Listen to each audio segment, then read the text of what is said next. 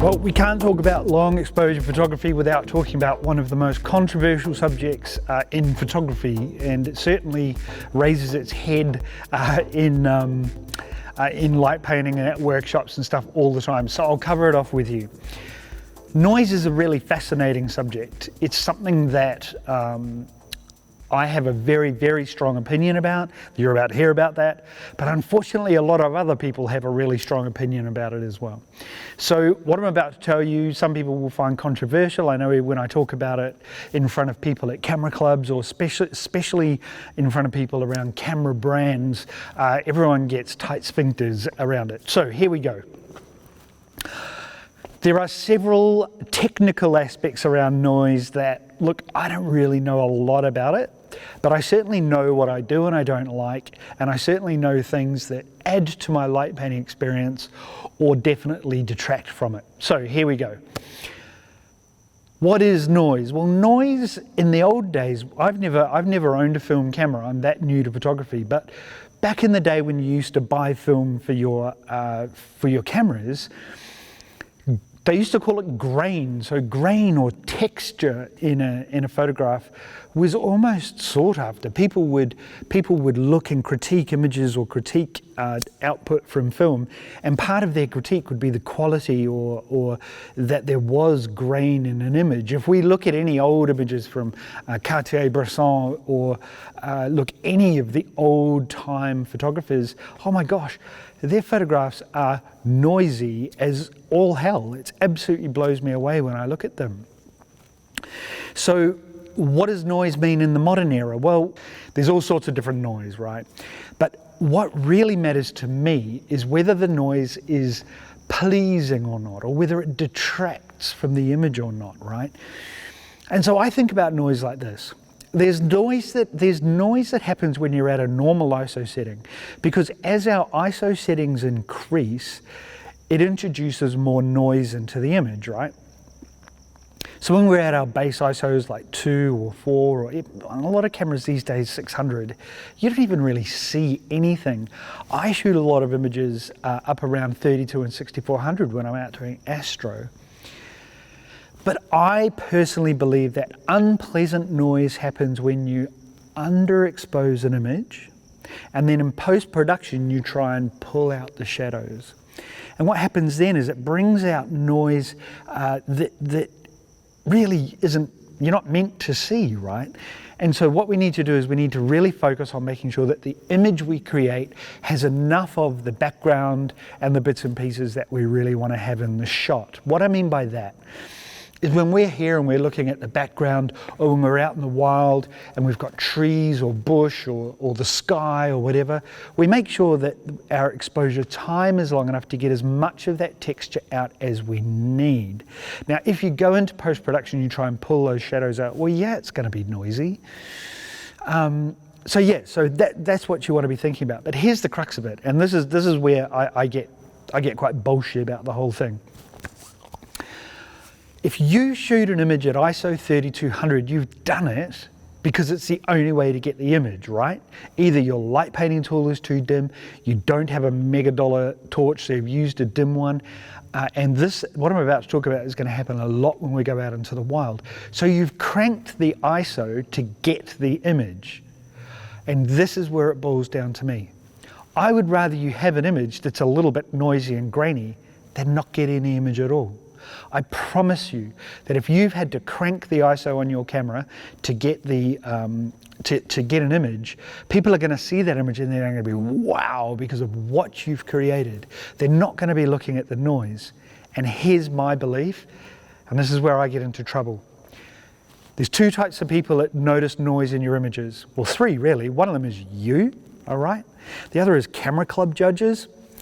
And the other are people that you don't want looking at your photographs. If someone mentions noise in your images, they don't want to be seeing your images, right? Like, you don't want them to be seeing your images. No one has ever. I intentionally sometimes take images at ISO 6400 and I stick them on my social media. No one sees a thing because they're too busy looking at the image, which is a good image, if you know what I mean. So that's really important. So that's another way to think about noise. The other thing to remember, and this is so important, the people that really want you to be thinking about noise are the camera companies, right? It's always part of their marketing bullshit. They talk about how, oh, the noise performance is better up at this ISO or that ISO or whatever. They say that because they need you to buy a new camera. They want you to think that the noise on your old camera was shit, right? So don't worry about that. And there's a whole lot of other things to think about. Whether it's Lightroom or Photoshop or whatever image processing you're using, if you do want to decrease the amount of noise in the image, you just do it in that. So reduce it down in Lightroom or Photoshop. The most important thing is that for the amount that you decrease the noise reduction or add noise reduction, you need to add sharpening as well, because noise reduction will generally soften the whole image. So those are some things to think about with noise. But let's talk about noise reduction in the camera, right? All cameras these days pretty much have noise reduction. What's the first thing that Dennis Smith does when he gets a camera? Piss off with the noise reduction. I turn it off. And I'll tell you the main reason why. Firstly, because I don't give a shit about noise, right? But here's the main reason. We're doing a 10-second exposure at f7.1. What happens when we take a photograph? I'll show you. All right, so I'm just going to turn those background lights down. All right, so they're down. We're just on our normal settings. 10 seconds. Oh. Okay, we're recording the screen, so I'm just gonna, we're at 7.1. I'm just gonna go back to 5.6. 2-second delay.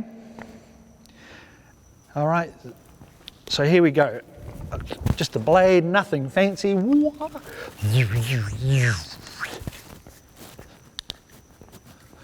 All right, let's take a look at that. Oh no, what's happening? Noise reduction in process. Well, lucky it's only 10 seconds that we did an exposure for, right? And there we go. So now we can look at the photograph. Oh, it's lovely, right? All right, so that's fine. Cool, so that's fine. We're looking at that image. But the problem is that because it was a 10-second exposure, it has to do the noise reduction for 10 seconds. Now, the bloody reality is that it's pretty rare, as you're going to see over the next little while, it's pretty rare that our exposures are just 10 seconds. They're normally always 30 seconds, 60 seconds, and you're going to see when we get out into the wild, a lot of my exposures are 3 and 4 minutes. So what does that mean?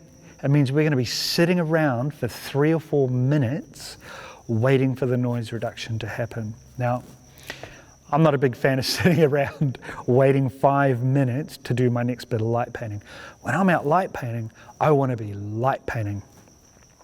Now I'm going to cover, we're going to do a whole tutorial on, or probably several actually, on post-production. And one of the things I'm going to do is we're going to talk at length about how to remove noise from an image correctly, if that's something that you end up wanting to do. Now I'm going to give you an example right now of a time when we're going to want to crank the ISO. Here we go. Alrighty, so I've got a light flute here. Now let's say that you don't have $100 to drop on a fancy pants torch, and you've gone and bought a $20 torch like this one, and that's all you've got to use. Now I want to show you something interesting. For a whole lot of reasons, the fastest lens you might have is f5.6. Or, let's be real, f4 is pretty normal. Pretty much all lenses, I've got a whole lot of pro lenses, and f4 is the fastest that they go at. So I just want to make a point. So this is on full power, yep. We'll turn the light off. Menu, noise reduction, off. Thank you. So 2-second delay, dim torch.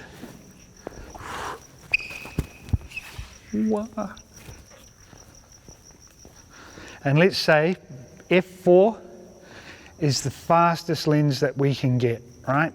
Now here's an interesting thing. See, the background is green. The emergency exits are on. I need to cover those up. Okay. Now let's say that f4 is the fastest lens that we can go to. I'm just going to show you something just to make a point. ISO 200 is the base for this camera. I'm going to go straight to ISO 1600. Watch this, 2 seconds.